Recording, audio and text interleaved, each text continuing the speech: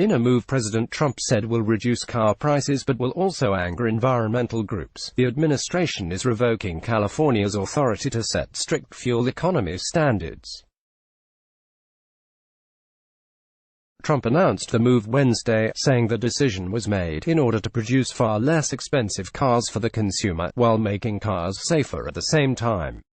Trump says California cities destroy themselves with homelessness. This will lead to more production because of this pricing and safety advantage, and also due to the fact that older, highly polluting cars will be replaced by new, extremely environmentally friendly cars. Trump tweeted Wednesday morning. California's authority to set its own emissions standards tougher than the federal government's goes back to a waiver issued by Congress during passage of the Clean Air Act in 1970.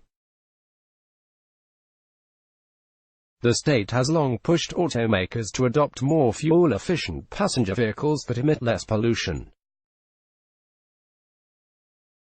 A dozen states and the District of Columbia also follow California's fuel economy standards.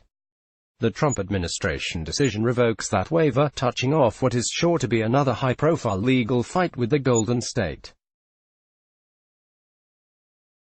In anticipation of the move, California Attorney General Xavier Becerra said Tuesday that the administration's action will hurt both U.S. automakers and American families.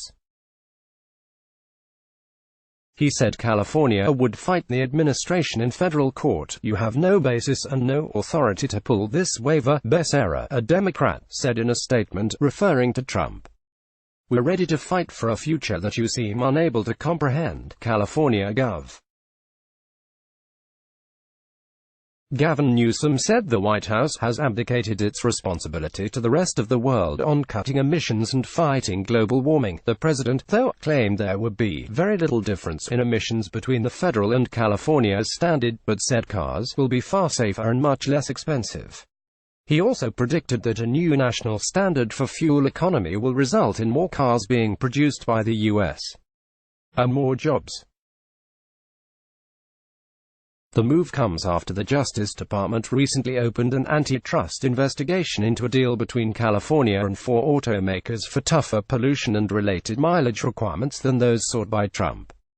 Trump also has sought to relax Obama-era federal mileage standards nationwide, weakening a key effort by his Democratic predecessor to slow climate change.